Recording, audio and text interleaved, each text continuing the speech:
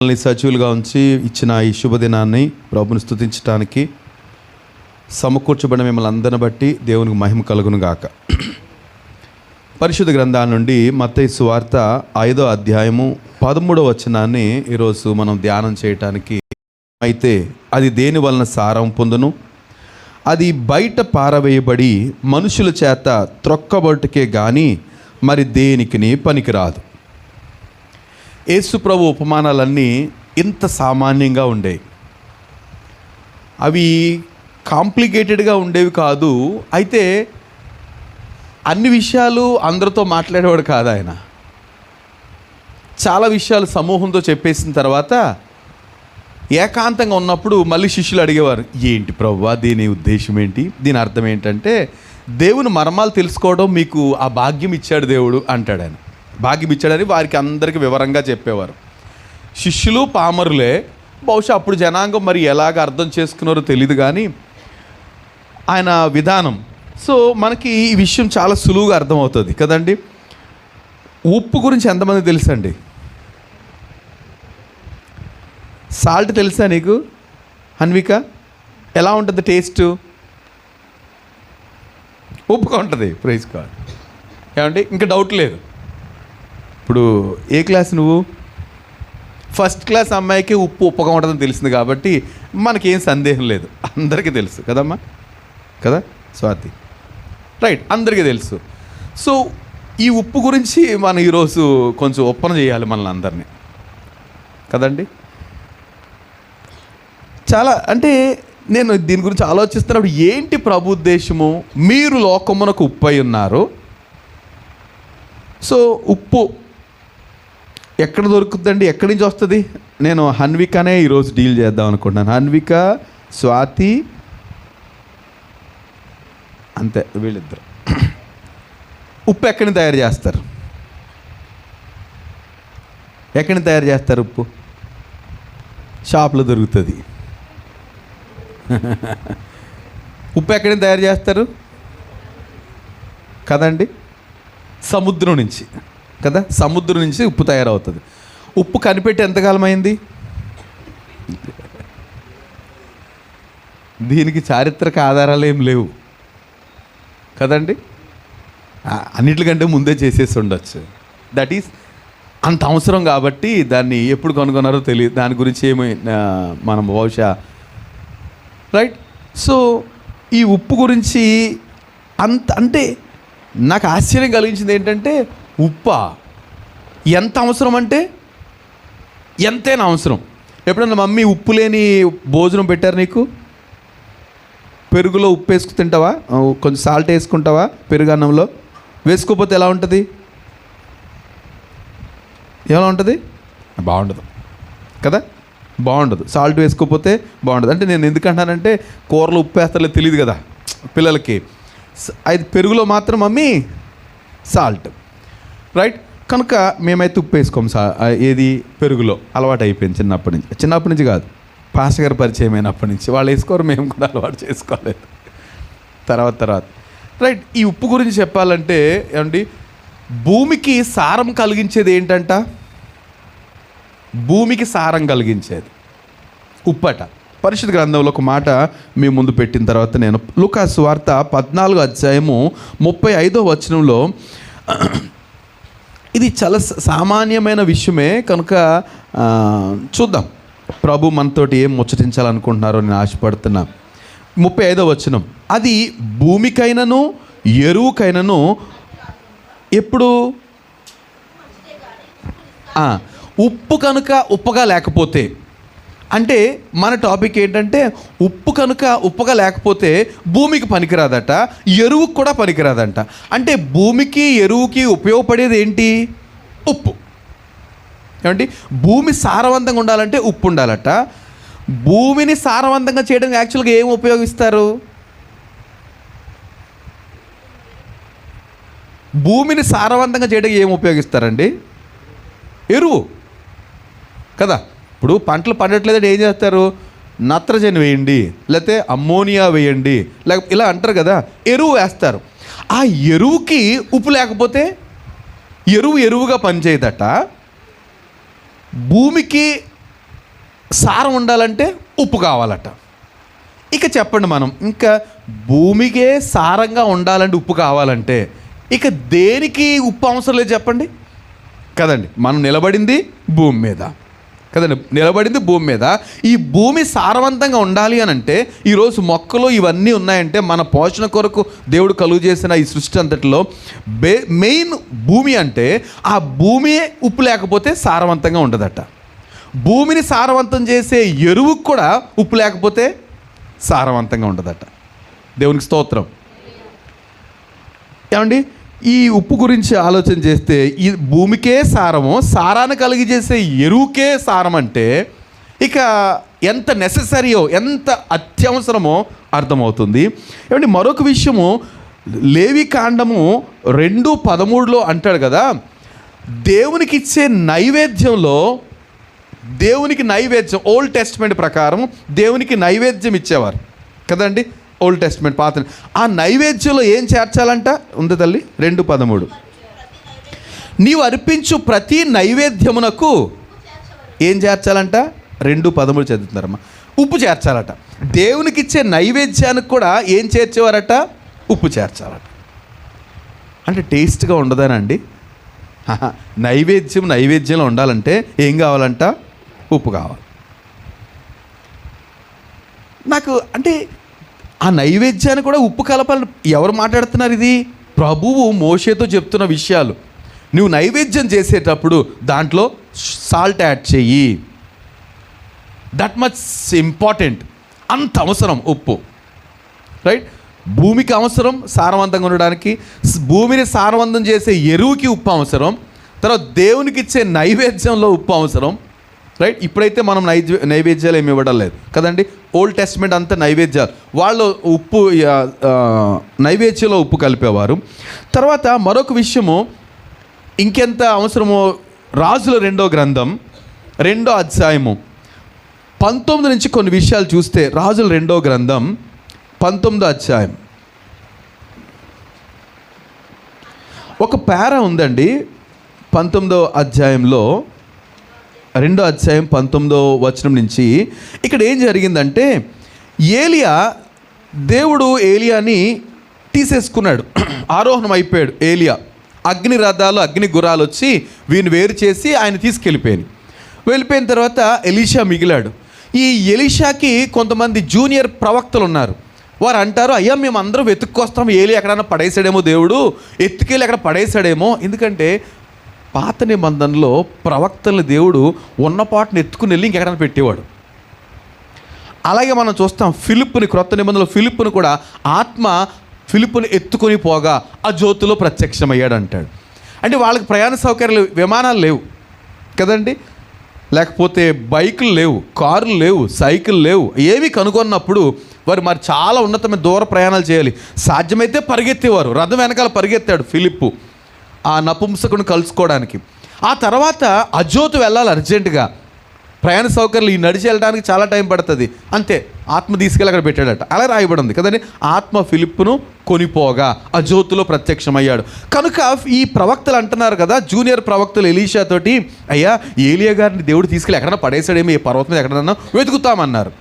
ఎందుకు వేస్ట్ అంటే ఆయన వెతుకుతామని బలవంత పెట్టారు. సరే వెళ్ళమన్నాడు, ఎక్కడ దొరకలే. తిరిగి వచ్చి ఎక్కడ కనపడలేదంటే నేను చెప్పాను కదా, అది భారీ ప్లాన్. దేవుడు ఆయన తీసుకెళ్ళిపోయాడు, ఆయన ఎక్కడ కనపడ్డు. సరే రండి అంటే తీరా వీళ్ళు ఎక్కడికి వచ్చారంటే ఎరుకోపట్నంలో ఉన్నారు వాళ్ళు. ఎరుకోపట్నం ఎంతమంది తెలుసండి? ఎరుకోపట్నం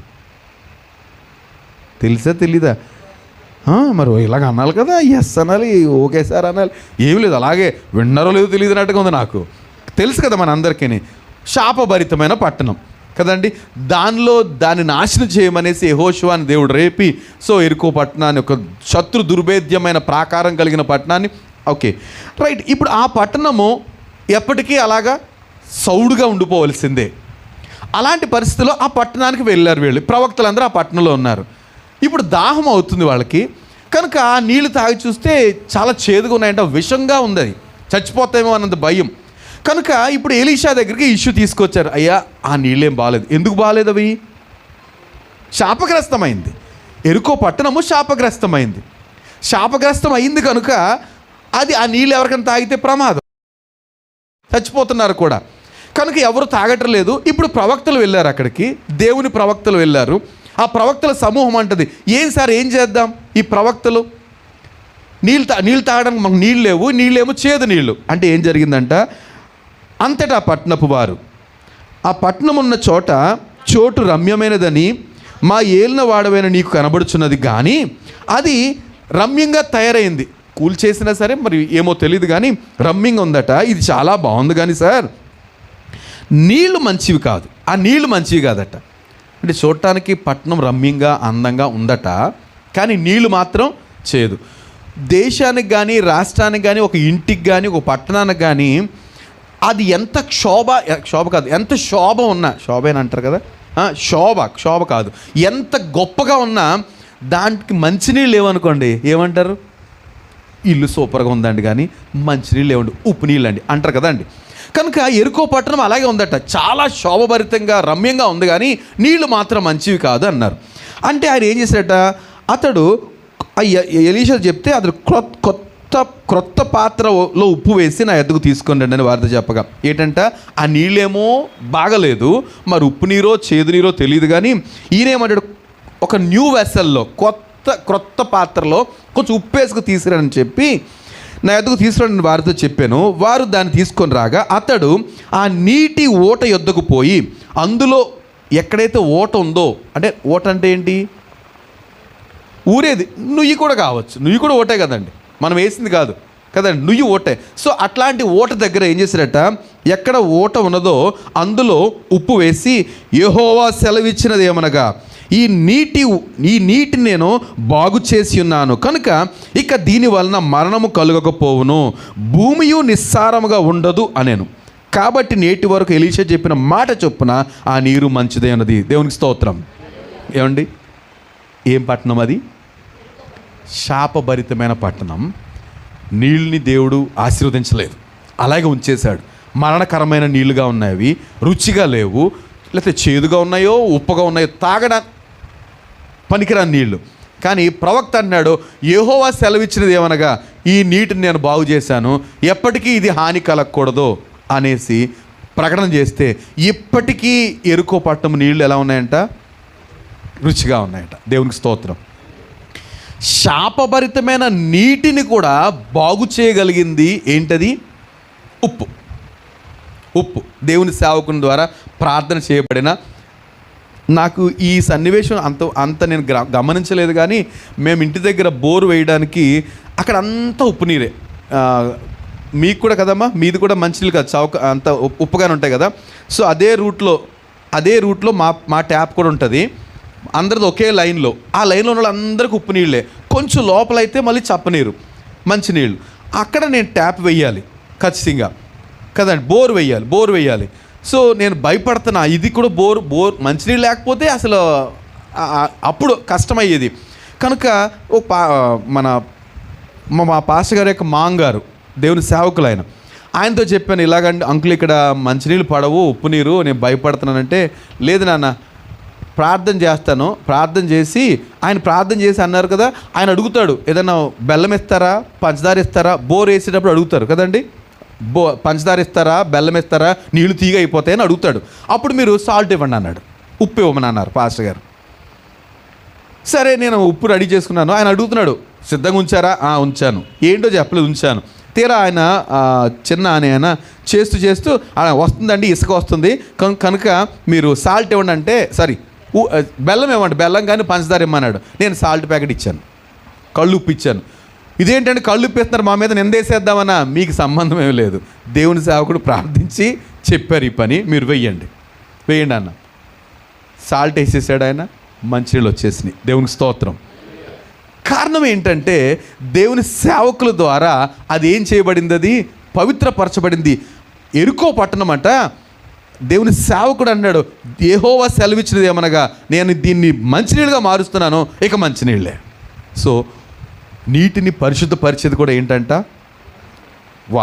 సాల్ట్. దానివల్ల భూమి కూడా సారవంతం అయిపోయిందట. ఆ శాపం ఏమైందంట, కొట్టివేయబడిందంట. సాల్ట్ అంత ఉపయోగపడుతుంది. దేవునికి మహిమ కలుగును గాక. ఏమండి, నేను అంటాను, ఈ సాల్టే కనుక లేకపోతే మీరు నిన్నంతా సాల్ట్ తినకుండగా, సాల్ట్ జోలికి వెళ్ళకుండగా, సాల్ట్ ముట్టుకోని అనేసి నిన్నంతా ఏదో తిని, నేచురల్ ఫుడ్ అంటలే, నేచురల్ ఫుడ్ తిన్నప్పుడు జాంకాయలు ఏంటంటే కొంతమంది కావాలని జాంకాయలు ఉప్పు కారం పెట్టుకుంటారు, దాని పవిత్రతను పాడు చేస్తున్నారని నేను అంటాను వాళ్ళని. సరే పక్కన పెట్టండి. అలా కాకుండా మీరు తయారు చేసుకున్న వంటల్లో ఉప్పు జోడించకుండా నిన్న భోజనం చేసి ఈరోజు చర్చికి రాగలుగుతారా? ఏమండి, ఎలా ఉంటుంది చెప్పండి కదండి? కాళ్ళు ఊగుతాయి కదమ్మా. ఎందుకని? సోడియం దొరకదు మన బాడీకి, సాల్ట్ లేకపోతే కుదరదు సరికదా. అమ్మ వండేసిందండి పప్పుచారు చక్కగా, మంచి గుమగుమలో ఉప్పు తెలియదు, గుమగుమలో స్టీఫెన్ హడిబరిగా వచ్చాడు, మమ్మీ దేవేస్తుంది అనేసి, ఉప్పు వేయలేదురా ఈరోజు. డాడీ అన్నారు ఏమైనా సరే ఉప్పు పెట్టుకోండి, ఉప్పు లేకుండా. ఎక్కడ తింటే నాకు అక్కర్లేదు, మంచిలు తాగేసి కదండి. తాగలుగుతామా? మజ్జిగన తాగొచ్చు కానీ ఉప్పు లేకుండా పప్పుచారు తినగలుగుతామండి? ఏ కూర తినలేం. అమ్మో ఎంత కష్టమో. అంతెందుకు, ఉప్మా టిఫిన్ ఎంత తింటాం, ఇంత తింటాం కదండి. ఆ ఉప్మా ఉప్పు లేకుండా ఉండమానండి, అస్సలు తినలేం, మన వల్ల కాదు. ఒకవేళ నేను ఆ ఒకవేళ జోలికి ఇప్పుడు వెళ్ళటం లేదు. అంటే ఏది వంటకం చేసినా నా బలహీనత ఏంటంటే ఏ వంటకైనా చేసేస్తానండి, బిర్యానీ చేసేస్తాను, ఏదైనా చేసేస్తాను. ఒకటే తెలియదు నాకు, ఉప్పు కారం ఎంతేలో తెలియదు. మరి అదే కదా వంట అంటే, అదే కదా వంట. మనం చేయలేము అమ్మ, వస్తువులు ఇచ్చేస్తే వేసేయడమే కదా, అందులోను బోల్డ్ నూనె వేసేయడం, పిచ్చగా వేసేయడం. కానీ ఒక్క దిక్కున చాలా జాగ్రత్తగా ఉండాలి. ఏంటి? ఇప్పుడు మసాలాలు ఎక్కువ వేసినా తినేసి చంపేశాడరా బాబు, ఇంత మసాలా అనుకుని కొంచెం మజ్జిగ తాగుతాం. అసలు ఉప్పు తేడా వస్తే చాలా కష్టం. అది ఎంత వేయాలో తెలుసుకోవడమే అది చెఫ్ యొక్క టాలెంట్. అలాంటి వాళ్ళనే మనం కోరుకుంటాం ఆయన దగ్గర, ఆయన అంటాం. ఎందుకని? సో అమ్మ ఇంట్లో అమ్మ కదండి, అందరం చేస్తాం. కానీ ఏది ఉప్పు కారం ఎంత వేయాలో తెలియకపోతే ఒక్కోసారి మా ఉంటుంది, ఎంత వయసు వచ్చింది ఎంత ఉప్పు వేయాలో తెలియదా? నిజంగా తెలియదు. అది పెద్ద సమస్య నాకు. ఎలాంటి పరిస్థితులు కొంచెం చెప్పు, ఇంకో దీనికి ఎంత వేయాలి ఏమో తెలియదు నాకు. పోనీ మానేద్దాం, నాకు రాదు కదా, మానేస్తే కుదురుతుందా? ఎంత గొప్ప వంటకమైన ఉప్పు జోలికి వెళ్ళకపోతే ఆ తర్వాత కలుపుకుంటే కుదురుద్దండి? కొన్నిళ్ళు కుదరదు. మజ్జిగలో కలుపుకోవచ్చు కానీ కూర వండేసిన తర్వాత కలపండి, అబ్బాయి నడవదు. గట్లేక తినాలి తప్ప కానీ మన వల్ల కాదు. సో ఏం చెప్తుంది మనకి ఇదంతాను? ఏమండి ఏం చెప్తుంది? ఉప్పు లేని ఒప్పదు రుచులకు, అక్కడ మాట ఏంటి? ఉప్పు లేని, ఆ పద్యంలో ఉప్పు లేని ఒప్పదు రుచులకు. ఎంత ట్రై చేస్తున్నారు రాత్రి నుంచి, నన్ను క్షమించాలి, ఎవరైనా చూసి తిడతారు. చిన్నప్పటి నుంచి చదువుకున్న పద్యాలే, ఇప్పుడు అలాంటి పద్యాలు లేవులేండి. సో ఉప్పు లేని వంటకం అనుకుంటా ఒప్పదు రుచులకు కుదరదు, అసలు టేస్ట్గా ఉండదు, మనం అసలు మన వల్ల కాదు. రైట్? నాకు అనిపిస్తుంది ఉప్పు అంత అవసరం కదండి, చాలా అవసరం. ఇప్పుడు మీకు అందరికీ పక్కా కన్ఫర్మ్ అయింది ఎంత అవసరమో ఉప్పు కదండి. ఎంత అవసరం ఉప్పు అమ్మా అన్విక? అన్నిటికీ అవసరమే కదా స్వాతి, కదండి. ఉప్పు లేకుండా ఏది కుదరదు. ఎప్పుడన్నా ఏ వంటకాలు వచ్చు కదా నీకు? వంట చేయడం వచ్చా? ఏదైనా అసలు ఏది రాదా? ఆమ్లెట్ వేయడం వచ్చా?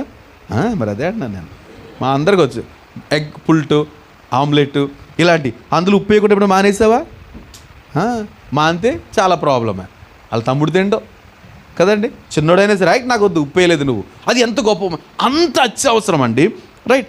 నేను ఇప్పుడు అంటాను, అదే ఉప్పు కనుక లేకపోతే, ఏమండి ఉప్పే కనుక లేకపోతే భూమి ఏమయ్యేది అంటారు? భూమి ఏమండి సారం లేదండి. భూమి సారం లేదంటే మనకెందుకు, మార్కెట్లో దొరికేస్తాయి కదండి కాయగూరలు, అసలు అవే పండవు. సారం లేకపోతే ఏం పండవండి కదండి. కొబ్బరికాయలు ఉండవు, ఆకుకూరలు ఉండవు, కాయగూరలు ఉండవు. ఊహించండి ఒకసారి, భూమి సారం కోల్పోతుంది. ఉప్పు లేకపోతే భూమి సారం కోల్పోతుంది. ఇంకా సో భూమికి సారం కలిగించే ఎరువు దొరికినా కానీ దాంట్లో ఉప్పు లేకపోతే అది పనికిరాదట. భూమికి సారం కలిగించేది ఉప్పు, మరి ఒకవేళ భూమికి సారం కలిగించేది ఎరువు అనుకుంటే ఆ ఎరువులో కూడా ఉప్పు లేకపోతే, వాక్యం చెప్తున్న మాటే, భూమికి ఎరువుకు సారం కలిగించేది ఉప్పు. నేను బిబ్లికల్ ఎగ్జాంపుల్సే తీసుకుంటున్నాను, బయటికి వెళ్ళటం లేదు, నాకు అంత అవసరం లేదు, కోర్స్ అంత టైం కూడా లేదు. రైట్? సో వాక్యం చెప్పేది భూమికి సారం ఇచ్చేది ఉప్పే, ఎరువుకి సారం ఇచ్చేది ఉప్పే. అదే లేకపోతే ఆ రెండు కూడా ఏం చేయవు, పని చేయవండి. ఆ రెండు కూడా పని చేయవు. తర్వాత మనం చూసిన విధానంలోనే ఒకవేళ నైవేద్యం కూడా అంగీకరించబడదట. దేవునికి ఇచ్చే అర్పణ కూడా సాల్ట్ లేకపోతే అంగీకరించబడదట. అంత అత్యవసరము. తర్వాత శాపగ్రస్తమైన పరిస్థితులు సారవంతంగా మారాలి అంటే ఏం కావాలంట? ఉప్పు కావాలట. శాపగ్రస్తమైన వాటర్ కానీ, శాపగ్రస్తమైన భూమి కానీ, అది దేవుని సేవకులు ప్రార్థించి అది ఉప్పు వేసేటప్పటికి అది పవిత్రపరచబడింది. అక్కడి నుంచి అలాగే ఉండిపోయేదట. ఇంకా అక్కడి నుంచి ఇది ప్యూర్, మరణం లేదు అనేసి చెప్తున్న మాటలు. సో మన ఆహారంలో ఉప్పు లేకపోతే ఇంకా అదే. నేను అంటాను, కొంతమంది డాక్టర్లు అంటారు కదా, మీరు అసలు ఉప్పు జోలికి వెళ్ళొద్దు అని అనుకోండి. అర్థం ఏంటి చెప్పండి? ఎప్పుడైనా అన్నారా మనల్ని అస్సలు ఉప్పు జోలికి వెళ్ళకండి అని అన్నప్పుడు మీరు అనుసరించారా? ఇంక మిమ్మల్ని అనలేరులే, పెద్దోళ్ళు అంటున్నాము. ఒక్కోసారి మన పరిస్థితులు వస్తాయి. అంటారు అసలు ఉప్పు జోలికి వెళ్ళకండి మీరు అంటే అర్థం ఏంటి? ఉప్పు జోలికి వెళ్ళొద్దు అంటే అర్థం ఏంటి? బీపీ అని కాదు, బోరుకు వచ్చిందని బండి కదండి. బోరుకు వచ్చినట్టేనా? ఉప్పు జోలికి వెళ్ళొద్దు అంటే అర్థం ఏంటి? వచ్చేసిన బండి బోర్కి, కానీ బోరు చేయించాలి. బోర్ చేయించినారు బండి మళ్ళీ కొత్తగా అవుతుందా స్టీఫెన్? అవ్వదు. ఇక బోర్ అయిందండి బండి. బోర్ అయిందా? అంతకుముందు 20,000 కట్టిన బండిని ఎంత అడుగుతారండి? 3-4 అడుగుతారు. సో ఒకవేళ ఉప్పే తినొద్దు అన్నారంటే మన పరిస్థితి చాలా దయనీయము అని అర్థం. కనుక అంత అత్యవసరమైన ఉప్పు గురించి ప్రభు ప్రస్తావించిన విషయం ఏంటంటే యు ఆర్ ద సాల్ట్ అంటాడు. మీరు ఉప్పు అయి ఉన్నారు. నేను ఎందుకు ఈ మాటలు మీకు తెలియని కాదు, ఉప్పు గురించి వర్తమానం మనకేం తెలియదండి అనుకుంటాం. కానీ నా బాధ అంతా ఏంటంటే అది మీరే అనేది ఈరోజు మనం అర్థం చేసుకోవాలి. ప్రభు అంటాడు, మిమ్మల్ని అంటున్నాడు, మనల్ని అంటున్నాడు, మీరు ఉప్పు అయి ఉన్నారు. అంటే ఆలోచించండి ఒకసారి. మనం ఒక్కసారి కూడా ఉప్పు లేకుండా తినలేదే, రోజు గడపలేదే, ఒక పూట గడపలేదు కదా. అండ్ పూట గడపలేదు. ఒక టీ అయితే ఉప్పు వేయరు అనుకుంటా కదమ్మా. టీలో ఉప్పు వేయరు కదా, వేయరు. నేను ఎప్పుడు వేసుకోలేదు. మిగతా అన్నిటిలో కూడా ఏం కావాలి? ఉప్పు కావాలి. టీ పాల్లో మాత్రం ఉప్పు వేయక్కర్లేదు. మళ్ళీ ఖచ్చితంగా అన్నింటిలో కావాలి. ఇంత అత్యవసరమైన ఉప్పు లేకుండా మనకి కొన్ని గంటలు కూడా గడవట్లేదే. కానీ వాక్యం ప్రభు చెప్తున్నారు, మీరు లోకమునకు ఉప్పు అయి ఉన్నారు అంటే ఆలోచించారు ఎప్పుడైనా? కంఠస్థం వచ్చేసి మనకి మాట, మీరు లోకానికి ఉప్పు అయి ఉన్నారు, ఉప్పు నిస్సారం మీద దేని వల్ల పని కదా, అది బయట పడేసి చట్ అంటారు కదా. కానీ మీరే లోకానికి ఉప్పు. ఆలోచించండి. ఉప్పు పనికి రాకపోతే మనకు గడవదు, ఒక రోజు గడవదు. ఒక్కొక్కసారి ప్యాకెట్ అయిపోద్దండి. ఎన్ని తంటాలో, ఎంత కంప్లైంటో, ఉప్పు లేదు నడుస్తుందా? కరివేపాకు లేకపోతే నడుస్తుంది, కొత్తిమీర లేకపోతే నడుస్తుంది, ఒక్కొక్కసారి కాయగూర లేకపోయినా ఏదేదో సరిపెట్టేసుకోవచ్చు. ఉప్పు లేకపోతే మాత్రం కుదరదు. ఏంటి ప్రభు దాన్ని తీసుకొచ్చి మీరు లోకానికి ఉప్పు ఉన్నారనే మాటకు అర్థం ఏంటంటారు? ఎంత విలువైన వారం మనం, ఎంత అవసరం అంటారు కదా. తల్లో నాలుకరా అంటారు కొంతమందిని చూసి. అంటే అర్థం ఏంటి? ఈ తల్లో నాలుక లేకపోతే ఏంటి పరిస్థితి అండి? ఈ హెడ్కి నాలుక లేదనుకోండి, మోగజీవులు కదండి, మోగజీవులు. అంత ఇంపార్టెంట్ అంట ఏది? ఉప్పు. మనము ఈ లోకానికి అంత అవసరం అండి, అంత అవసరం. సో ఆలోచించేద్దాం. నాకు అనిపిస్తుంది ఇప్పుడు మనం చేసిన ఈ వేటికి భూమి గురించి అనుకున్నాము, ఎరువు అనుకున్నాము, ఇంకా నైవేద్యం అనుకున్నాము, ఇంకా శాపగ్రస్తమైన పరిస్థితులు అనుకున్నాము, మన ఆహారం లేకపోతే మనకి ఈ 5ంటికి ఉప్పు ఎంత అవసరమో, 5ంటికి ఉప్పు లేకపోతే ఎంత కష్టమో, అలాంటప్పుడు ఈ 5ంటికి మన అవసరం ఎంత ఉందండి? దేనికి? భూమి. మన మూలంగా భూమి ఆశ్రయించబడుతుంది, శాపించబడుతుంది. ఒప్పుకుంటారా? నాకు ఈ మాట గుర్తొస్తే దేవుడు అంటాడు, ఆదామును శపించేటప్పుడు, ఆదాము మీద కోపడ్డాడు కదండి, హవ్వను శపించాడు, ముందు సాతాన్ని శపించాడు. నువ్వు చాలా చెడ్డ పని చేస్తావు, మట్టి తింటావు, త్రోకుతావు, గో అన్నాడు అంతే. సో అవ్వని తీసుకొచ్చాడు. అవ్వని తీసి నువ్వు కూడా చాలా డిస్టర్బ్ చేసావు కనుక వేదంతో పిల్లలకంటావు, నీ కర్మ పో అన్నాడు. ఎవరిని? స్త్రీల్ని. రైట్. పురుషుల దగ్గరికి వచ్చేటప్పటికి నిన్ను ఎక్కడి నుంచి తయారు చేశాను అసలు, నీ మూలంగా. చదువుతారా 3వ అధ్యాయము ఆదికాండం, మీరే వెతకాలి త్వరగా.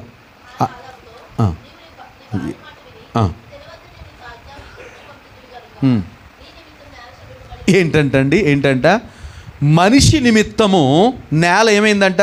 శపించబడిందట. తప్పేమనుందంటారు ఇందులో? మనిషి నిమిత్తము నేల శపించబడిందంట. ఈ మనిషి నేలకు సారవంతంగా ఉండగలుగుతాడా? నెగిటివ్గా ఆలోచన చేస్తే ఏమండి, మనిషి వల్ల నేల శపించబడినప్పుడు మనిషి వల్ల నేల దీవించబడుతుందా? నా మాట అర్థమవుతుందండి? ఒక మనిషి వల్ల నేల శపించబడినప్పుడు మనిషి వల్ల నేల దీవించబడుతుందా? కనుక అంటాడు మనిషి వల్ల భూమి సారవంతం అవుతుంది. ఏ మనిషి? ఉప్పు. ఎవరు ఉప్పు ఇందులో? లోకమంతా అందరూ ఉప్పు అయి ఉన్నారు అంటున్నాడు ప్రభు. ఏమండి, మనం అది గమనించాలి. ఎవరిని ఉప్పు అంటున్నాడు ప్రభు?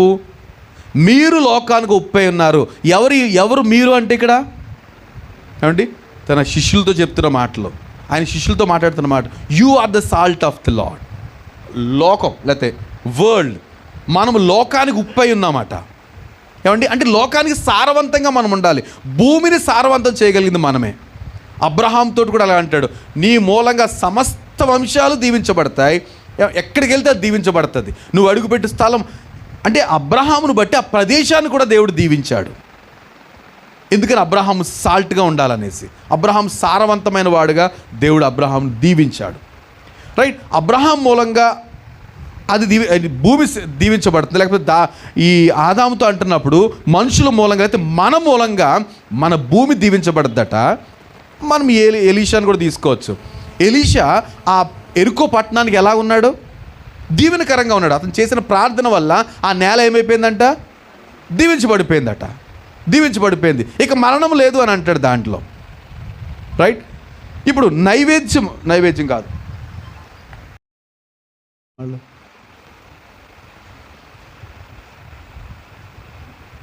ఎరువు, సాల్ట్ మూలంగా లేకపోతే ఉప్పు వలన ఎరువు సారవంతం అవుతుందట. ఎరువు దేనికి పెడతారండి అనుకున్నాం మనం? ఎరువు దేనికి పెడతారు? భూమికి సారం ఇవ్వడానికి ఎరువును వాడతారు. ఆ ఎరువుకి సారం ఇచ్చేది కూడా ఉప్పే. అంటే మనము భూమికి ఆశీర్వాదకరంగా ఉండాలి. రైట్. సో భూమిని సారవంతం చేసే ఎరువుకు కూడా ఆశీర్వాదకరంగా మనం ఉండగలుగుతాం. సరే చూద్దాం ఇంకా ముందు. ఏమండి, దేవునికి నైవేద్యం ఇచ్చేటప్పుడు ఏం చేయాలంట? ఉప్పు చేర్చాలి. అది మనం ఎలాగవుతాం? నేను అంటాను, ప్రార్థనలు చేసేటప్పుడు దేవునికి నైవేద్యం అంటే ఇప్పుడు ఏం చేస్తున్నామండి? మనం ఏం తీసుకురావాలి యాక్చువల్గా పాత నిబంధన ప్రకారం? పళ్ళు ఫలము. అది పళ్ళు ఫలం అంటే ఒకటే కదా, అవి ఇవిని గొర్రెలు మేకలు మందలు. ఇప్పుడు అవేమీ అక్కర్లే. సో మనం ఇచ్చే దేవునికి కృతజ్ఞతాస్తుతి ఏమవుతుందంట? అది నైవేద్యంగా ప్రభువుకి వెళ్తుంది. దాని విషయంలో మనం సారవంతంగా ఉంటున్నప్పుడు, మనం ఉప్పైనప్పుడు అది దేవునికి ఇంపుగా చేరుతుందట. ఎప్పుడు? మనం క్రీస్తులో ఉండి. యాక్చువల్గా మనకి సారం ఎప్పుడు వస్తుందండి? అంటే మనం ఎప్పుడు సాల్టీగా ఉండగలుగుతాం? ఏమండి, ఎప్పుడు? ఒక మాట ఉంటుంది, నేను మార్క్స్ వార్త ఒక మాట ఉంటుంది, చూద్దాం ఒకసారి. 9వ అధ్యాయము 49లో తెలుగులో ఒక చాలా ఒక్క వచనమే ఉంది, కానీ దాని ఇంగ్లీష్ బైబిల్లో చూస్తే మాత్రం విస్తృతంగా ఉంది. ఇదేంటండి? అది కరెక్ట్ వర్డ్ కాదు. ఎందుకని? ఉప్పు సారం కోల్పోతే, మనం ముందు చదివాం కదా, ఉప్పు సారం కోల్పోతే నిష్ఫలమైపోతే ఎందుకు పనికి వస్తుంది? అది బయట పారవేయబడుతుంది కదండి. మామూలుగా లిటరల్ మామూలు ఉప్పుగా లేదండి. ఏం చేస్తారు చెప్పండి? ఈ వాక్య ప్రకారం ఏం జరగాలి అసలు? ఉప్పుకి సారం అగ్ని వల్ల కలుగుతుంది. అంటే ఉప్పు సారం కోల్పోయిన ఉప్పుని మండిస్తే ఏమన్నా రాదు కదా. ఏమండి, ప్రతివానికి ఉప్పు సారము అగ్ని వల్ల కలుగుతుందనే మాట కరెక్ట్ కాదు. ఇంగ్లీష్ వర్డ్ చదువుతున్నావు నువ్వు. ఆగండి. అక్కడ సాల్ట్ అంటలేదు. ప్రతి ఒక్కళ్ళు సారం కలిగి ఉండాలంటే ఏం జరగాలంట? ఫైర్ వల్ల అవుతుందట. అర్థమవుతుందండి? మనము సారవంతంగా టేస్టీగా ఉండాలి అంటే దేనివల్ల? అగ్ని వల్ల సారవంతంగా ఉంటామట మనము. తర్వాత నెక్స్ట్ వచనం, అర్పణ రుచికరంగా ఉండాలంటే ఉప్పు కావాలట. ఆ రెండు ఇంగ్లీష్ మాటలని ఒక్క మాటలో తెలుగులో సరైన తర్జుమా చేయలేదు. ఇక్కడ మీరు గమనించాలి. ఈ తెలుగు తర్జుమ ఎలా ఉందంటే ఉప్పు నిస్సారం అయిపోతే అగ్ని ద్వారా సారం అవుతుంది అనేది కరెక్ట్ కాదు. అది కాదు అసలు మాట. ఏంటంటే మనిషి సారవంతం కావాలంటే, మనము సారవంతం కావాలంటే ఏముండాలంట? అగ్ని ఉండాలంట. అగ్ని అంటే ఏమండి? దేవుడు దహించు అగ్ని అన్నాడు. సో ఎప్పుడైతే మనం ప్రభువుని అంగీకరించామో, నా మాట అర్థమవుతుందండి, మనం ప్రభువుని అంగీకరించామో ఏమవుతాము? సారవంతంగా అయిపోతాం. దేవుని ఆత్మ ద్వారా నడిపించబడుతున్నప్పుడు మనం సారవంతంగా అయిపోతాం.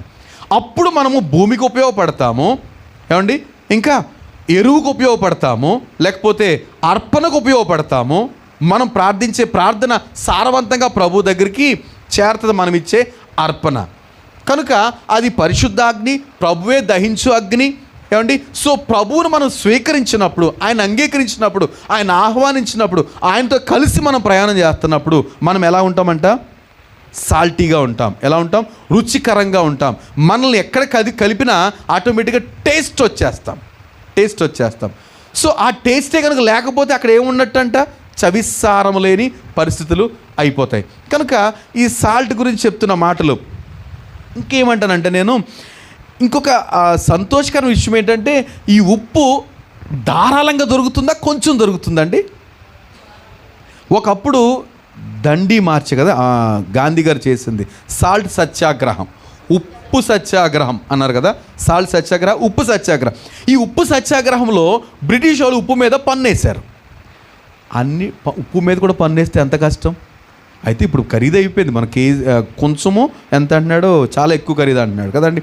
మనం కేజీ సాల్ట్ ప్యాకెట్ తీసుకుంటున్నాం, అది 20 రూపాయలు 25 రూపాయలు, ఓకే ఖరీదు. కానీ అప్పుడు ట్యాక్స్ ఉండేదండి ఉప్పుకి. కనుక ఈయన ఏం చేశాడు? సముద్రం ఒడ్డుకి వెళ్ళిపోయి ట్యాక్స్ లేదు, కుదరదు, ఇది స్వేచ్ఛగా తయారవ్వాలి. ఎందుకంటే సముద్రం ఏమైనా కొదువు అయిపోతుందా ఉప్పు వాడే కొలదిని? ఏమండి, ఇంకొక పాయింట్ ఆలోచన చేస్తే, ఇంత ధారాళంగా అంటే ఇంత అత్యవసరమైన ఉప్పుని దేవుడు ఎక్కువ ఇచ్చాడా తక్కువ ఇచ్చాడా? భూమి మీద మంచినీళ్ళు ఎక్కువ, ఉప్పు నీరు ఎక్కువ అండి. సముద్రాలు ఎక్కువ, సరస్సులు ఎక్కువ కదండి. No doubt at all. ఎక్కడ చూసినా సముద్రమే. ఏమండి, భూమి 4వ వంతు, అందులో మంచినీళ్ళు సరస్సులు కదా, పేరు చాలా చాలా తక్కువ ఉంటాయి మంచినీటి సరస్సులు, రైట్. కానీ సముద్రాలు మాత్రం ఎక్కడ చూసినా సముద్రాలే. సో సముద్రం నీరంతా ఏంటి? ఉప్పే. సో ఉప్పు ధారాళంగా మనకు దొరుకుతుంది. ప్రభు అంటాడు, మీరు ఆ ధారాళంగా దొరికే ఉప్పు లాంటి వారు లోకానికి.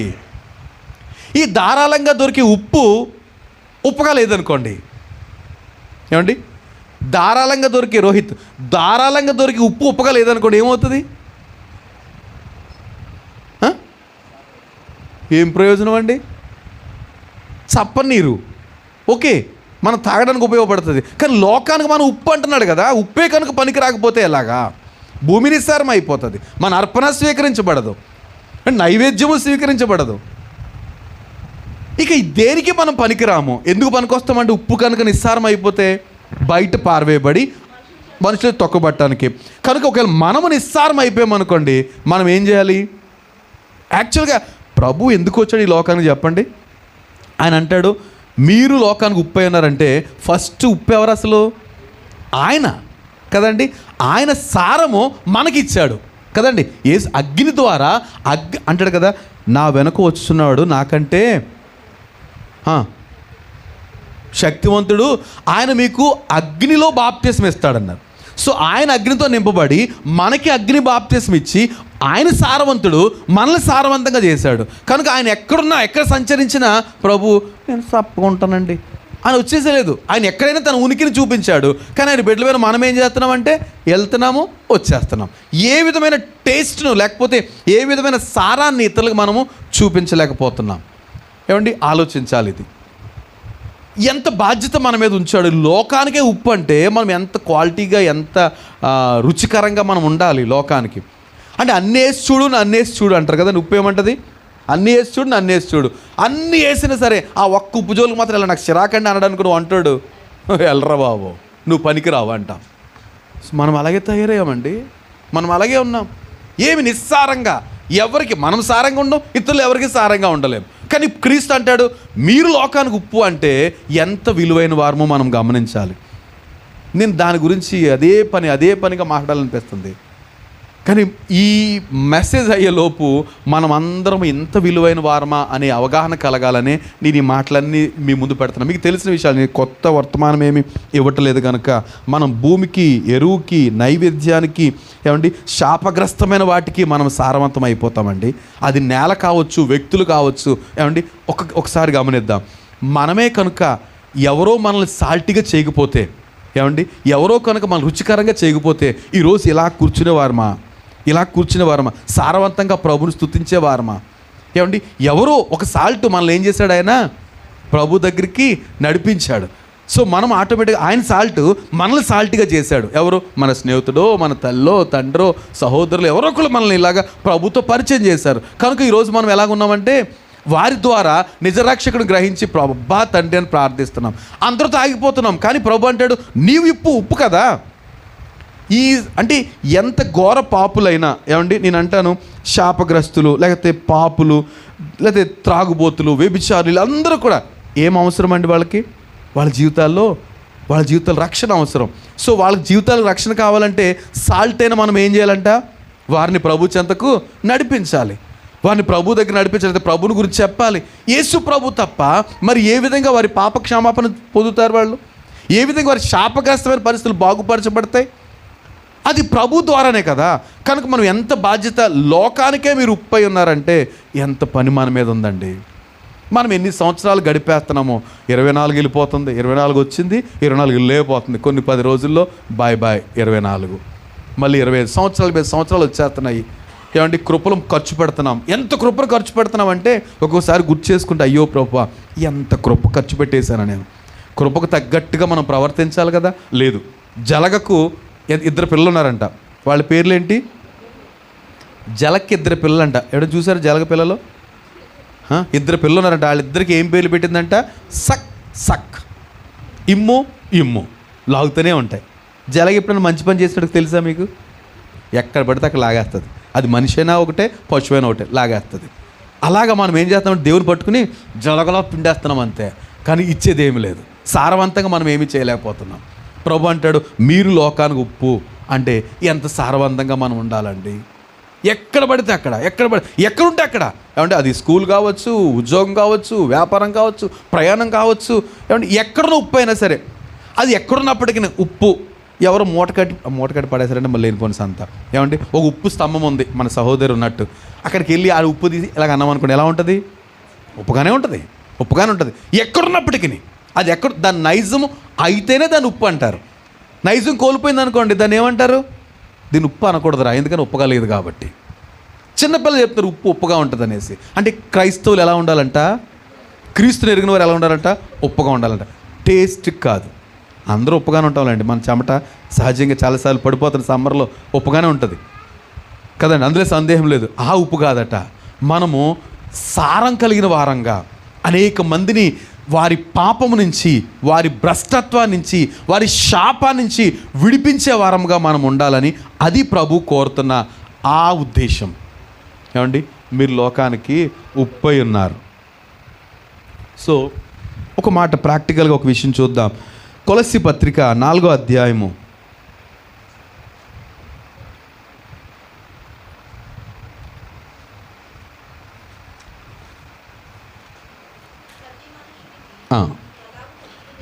4:6 వచనమండి ఇది. చదువుతాను. ప్రతి మనుషునికి ఎలాగూ ప్రత్యుత్తరం ఇయ్యవలెనో అది మీరు తెలుసుకొనుటకై మీ సంభాషణ ఉప్పు వేసినట్టు ఎల్లప్పుడూ రుచి కలిదిగాను కృపాసహితంగాను ఉండనియుడి. ఏంటంటే ఎలా ఉండగలుగుతాం? ఉప్పుగా ఉండాలంటే ఉప్పు అటు తిరగాలండి కదండి. నేను ఎవరినో చూశాను ఈ మధ్యలో, చనిపోయిన వాళ్ళు, క్రైస్తవులు కాకుండా చనిపోయిన వాళ్ళు, లేకపోతే వాళ్ళ ఇళ్లలోనూ మనిషిని తీసుకెళ్ళిపోయిన తర్వాత, చనిపోయిన తీసుకెళ్ళిపోయిన తర్వాత వచ్చి ఆ దీపాన్ని చూసి ఉప్పుకొని తీసి నోట్లు వేసుకుంటున్నారు. దాని అర్థం నాకు తెలియదు నిజంగానే. మరి ఏమి పెట్టారో పెద్దలు తెలియదు కానీ, మరి ఎందుకో తెలియదు కానీ దాన్ని తెలుసుకోవాలి. ఎందుకో అలాగా వాళ్ళు ఆ పని చేస్తారు. దీపం చూస్తారు, ఉప్పుకొని తీసి నోట్లు వేసుకుంటారు. సాల్టే పక్కా.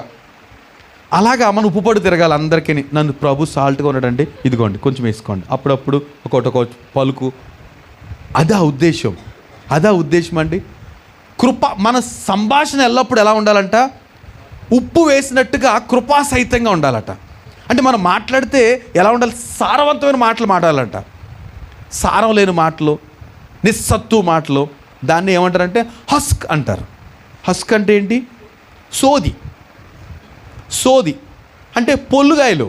హస్క్ అంటే ఏంటంటే పోత పోసినప్పుడు గింజలు మిగులుతాయి, పొల్లు వెళ్ళిపోదు కదా, దాన్ని పట్టుకుని ఊరికే మనం ఫ్రై చేసేసుకుని మిక్సీలో వేసేసుకుని, పశువులకు ఉపయోగం ఆ పొల్లుగాయలు కదండి, చిట్టు తౌడు అవుతాయి, మనకు ఉపయోగం లేదు. మనకేం లోపల గింజ కావాలి. కనుక మనం ఏం చెప్తున్నాడు? ప్రతి మనుషునికి ఎలాగూ ప్రత్యుత్తరం ఇవ్వవలనో, ఎవరితో మాట్లాడేటప్పుడు మనం ఆశపడుతూ, అమ్మో వీళ్ళతో మాట్లాడే అవకాశం వచ్చింది కనుక ఆశపడుతూ ఏదో విధంగా సారవంతమైన మాటలు మాట్లాడాలట. లేకుండా అంతా మాట్లాడేసి అయిపోయింది, ఏం చెప్పావు, మనం ఎవరితో మాట్లాడింది అయిపోయిన తర్వాత కొంచెం దూరకి పక్క వెళ్ళినప్పుడు ఆలోచించాలి, నేను ఏమైనా సారవంతం కనపడ్డానా, ఇతనికి సారవంతమైన మాట మాట్లాడానా అని అన్నప్పుడు మన మనసాక్షి జస్ట్ స్క్రీన్లో ఇలాగ వస్తుంది, నో, ఎస్ అని వస్తే మాత్రం సంతోషమే. ఏం ఉపయోగపడే మాట మాట్లాడలేదంటే వేస్ట్ కదా, సంభాషణ వేస్టే కదా, టైం వేస్టే కదా. మాట్లాడటం వల్ల ఏం జరుగుతుందండి? ఎగ్జాస్ట్ అవుతాం, శక్తి కోల్పోతాం. అలాంటప్పుడు అంతసేపు వాళ్ళతో మాట్లాడినప్పుడు ఒక్కసారి కూడా సారవంతమైన మాట మాట్లాడకపోతే ఏం ప్రయోజనం? హస్కే కదండి అది. మనం అలాంటి మాటలు మాట్లాడకూడదండి. మాట్లాడితే సారవంతంగా మాట్లాడాలి, లేకపోతే కట్టే కొట్టే తెచ్చే, అంతే. కుదరలేదా, అవకాశం లేదా, అంతే. ఎక్కువసేపు ప్రొలాంగ్ చేయకూడదు. కానీ అవకాశం ఉందా, ఎప్పుడు అవకాశం దొరుకుతుందా, ఆయన మాటల్లో వాళ్ళతో మాట్లాడే ఎప్పుడు అవకాశం దొరుకుతుందా అన్నప్పుడు కొనసాగించవచ్చు. అబ్బాయి ఇవ్వడు, కొంతమంది చూడండి అస్సలు ఇవ్వరు అన్నప్పుడు మనం వేస్ట్ వాళ్ళతో మాట్లాడటం. ఎందుకని ఈ మాట మళ్ళీ చదువుతున్నాం? ప్రతి మనుషునికి ఎలాగూ ప్రత్యుత్తరం ఇవ్వవలనో అది మీరు తెలుసుకొనుటకై మీ సంభాషణ ఉప్పు వేసినట్టు ఎల్లప్పుడూ రుచికలదిగాను కృపాసహితముగాను ఉండనీయుడి. ఏమండి? కనుక మన సంభాషణ ఎలా ఉండాలంటే ఏమండి? కృపాసహితంగా, అది సారవంతంగా ఉండాలట. దాని విషయంలో మనం జాగ్రత్త పడకపోతే, ఏమండి, మనం సారవంతంగా ఉండకపోతే, ఎఫెసీ పత్రిక దీన్ని ఇలాగే ఉంచి మళ్ళీ వద్దాం. ఎఫెసీ పత్రిక 4వ అధ్యాయంలో 29వ వచనం, వినువారికి మేలు కలుగునట్లు, ఏమండి, మనము లేకపోతే సారం కలిగినట్లు అంట. ఏంటంటే వినేవాళ్ళకి ఎలా ఉండాలంట? మనము సారం ఇవ్వాలి, ఎనర్జీ రావాలి మనతో మాట్లాడితే. ఎలా మాట్లాడాలి? అలాగే ఉండి సరేనండి వెళ్ళి వస్తామంటే అక్కడ అందుకు పెట్టలేదు నిన్న దేవుడు. నువ్వు మాట్లాడావంటే, వారితో మాట్లాడావంటే వారిని ఏదో విధంగా ఆదరణకరమైన మాట చెప్పడానికి ప్రయత్నం చేయాలి. ఆ సమయోచితమైన జ్ఞానం కొరకు మనం కనిపెట్టాలి. ఏమండి? ప్రభు దయగల మాటలకు ఏం చేసేవారట? అందరూ ఆశ్చర్యపోతూ ఉండేవారట, ఆయన మీద పడుతూ ఉండేవారట. ఆయన దయగలిగిన మాటలకి, ఆయన మాటలంటే అంతా. ఈ శాస్త్రుల పరిశీలు ముదురులు ఉండేవారు, వాళ్ళు మాత్రం మార్కులు వేసేవారు. ఒరే ఈరోజు 4 సార్లు ధర్మశాస్త్రం వ్యతిరేకించాడు, 3 సార్లు ఈ పని చేసి, ఈ లిస్టు రాసుకుంటూ ఉండేవారు. వారి బ్రతుకులు ఎప్పటికీ మారలే. ఏమండి? వాళ్ళ కుటుంబాల్లో చచ్చిన వాళ్ళు చచ్చినట్టే ఉన్నారు, జబ్బుకున్న వాళ్ళు జబ్బుకున్నట్టు ఉన్నారు. ఏమండి? వాళ్ళ బ్రతుకులు అలాగే ఉన్నాయి. కానీ అమాయకులు వచ్చేవారు చూసారా, వాళ్ళు మాత్రం ప్రభు చెంగు పట్టుకుని, అది 12 ఏండ్ల రోగమైనా సరే ప్రభు చెంగు పట్టుకోవడం, ఆయన మాట వినటం, బాగుపడిపోవటం, వందనాలు చెప్పి వెళ్ళిపోవడమే. మరి ఎప్పటికీ మళ్ళీ బలహీనత రాలే. ఎన్ని అద్భుతాలు! ఈ ముదురులు మాత్రం వాళ్ళు మార్కులు వేయటమే. కొంతమంది ఉంటారు జస్ట్ వెరీ గుడ్, 10కి 4 వేయొచ్చండి, 2 మార్క్స్ వేయొచ్చండి, 9 మార్క్స్ వేయొచ్చండి, మార్కులు వాళ్ళు బతుకులు ఎప్పటికీ మారు, ఎప్పటికీ అంతే.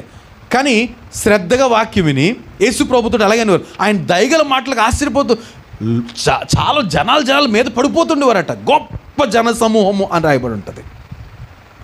ఏమండి? ఎవరు వీళ్ళంతా? అనేకమైన అద్భుతాలు చూసిన వాళ్ళు, దేవుని నమ్మిన వారు.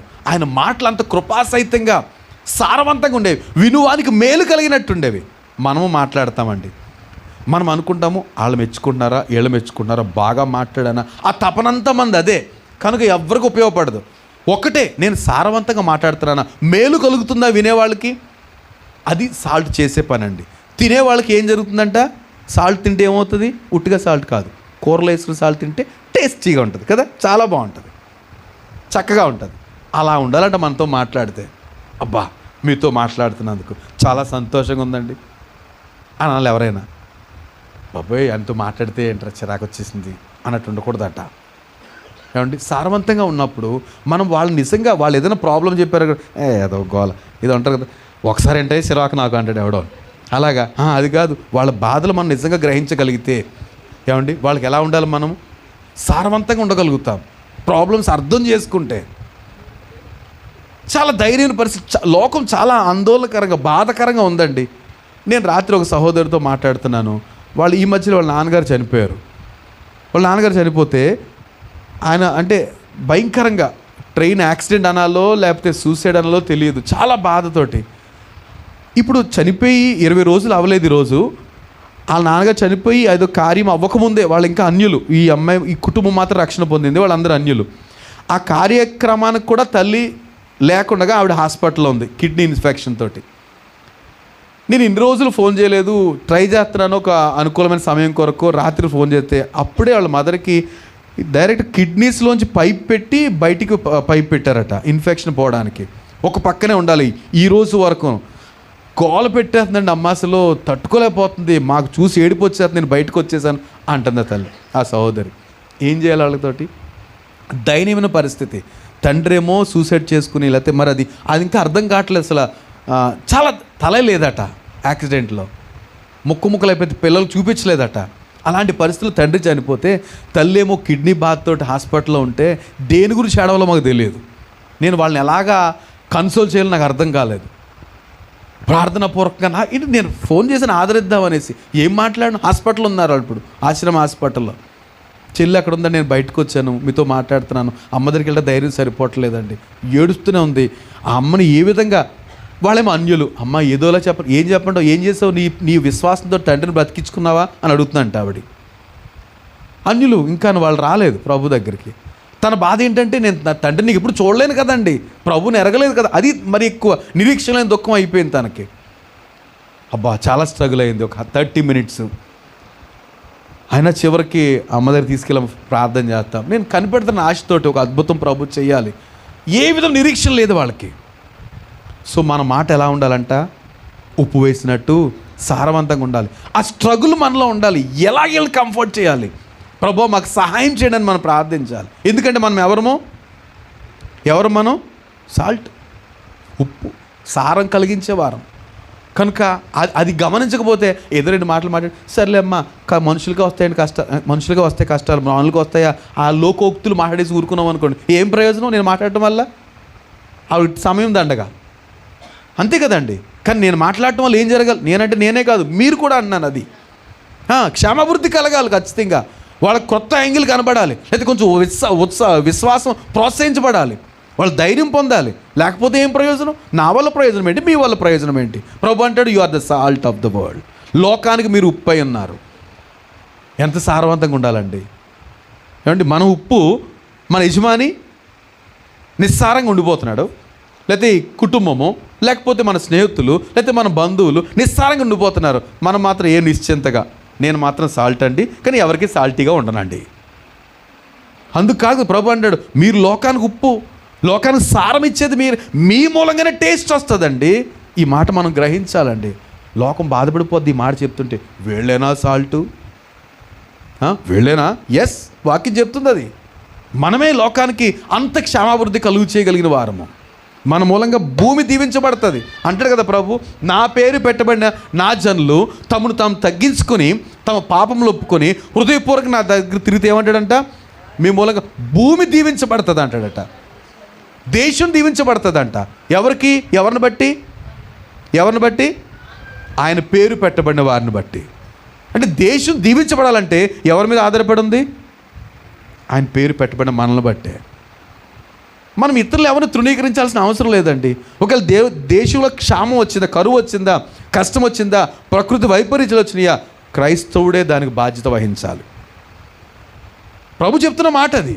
మీరు సరిగా ఉంటే అంటాడు మనం దేశానికి ఆశీర్వాదకరంగా ఉండాలి, అది దైవ ఉద్దేశం. అప్పుడు అర్థమవుతుంది వాళ్ళకి, దేవుడు మీతో ఉన్న సంగతి మాకు తెలిసింది, మేము కూడా వస్తాం మీతో పాటు దేవుని స్తుతించడానికి. అది లోకం గమనించాల్సిన విషయం. మనం వచ్చి ఏ విధం భారం లేకుండా సారవంతంగా లేకుండా గడిపేస్తున్నాం అనుకోండి, ఎవరికి ప్రయోజనం? అయితే విచారకరం ఏంటంటే మూలమాట చదవండి ఒకసారి. మూలమాట అంటే మత్తయి సువార్త 5:13. ఉప్పే కనుక నిస్సారం అయితే, ఇది కొంచెం మీరు భయపడతారో ఏం చేస్తారో తెలియదు, కానీ ఎవరైతే సారవంతంగా ఉండట్లేదో, ఎవరికి మనం సారవంతంగా ఉండలేనండి, నా పనేదో నేను చేసుకుంటాను, నేను ఎవరితో మాట్లాడనండి, అసలు ఎవరి జోలికి మేము లోపలికి వస్తాం, తలుపు వేసుకుంటామండి, అంతే. మళ్ళీ బయటికి వెళ్ళినప్పుడు తలుపు తీస్తామండి, వెళ్తామండి, నేను నా కుటుంబం అనుకునే వాళ్ళ గురించి ప్రభు అంటున్న మాట ఏంటంటే, ఉప్పు ఏమవుతుంది? నిస్సారం అయిపోతుంది. నిస్సారం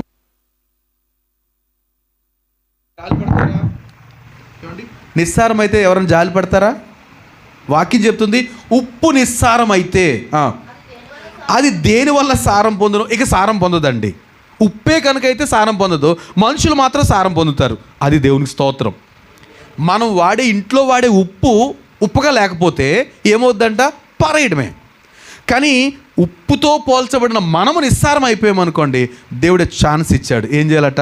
మనం ప్రభు దగ్గర రావాలి, ఒకసారి ప్రభు దగ్గర సాగిలపడాలి. అయ్యా, నేను సారవంతంగా ఉండలేకపోతున్నాను, నన్ను సరిచేయండి అని ప్రభుతో మనం సమాధాన పడితే, అలాంటి ఆత్మతో నింపబడినప్పుడు, దీన్ని పెట్టండి, బ్యాటరీ పెట్టండి, అలాంటి ఆత్మతో మనం నింపబడినప్పుడు దేవుడు ఖచ్చితంగా మనల్ని ఎలా చేస్తాడు?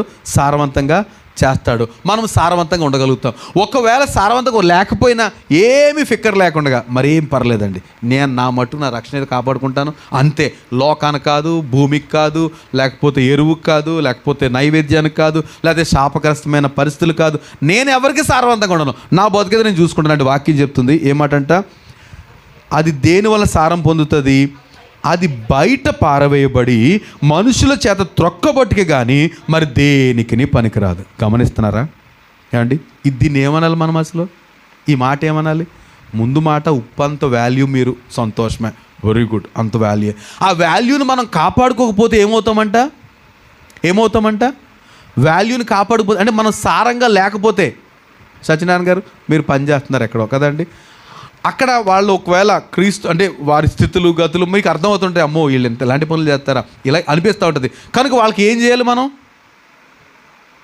సారవంతంగా ఉండాలంటే ప్రభు గురించి పరిచయం చేయాలి.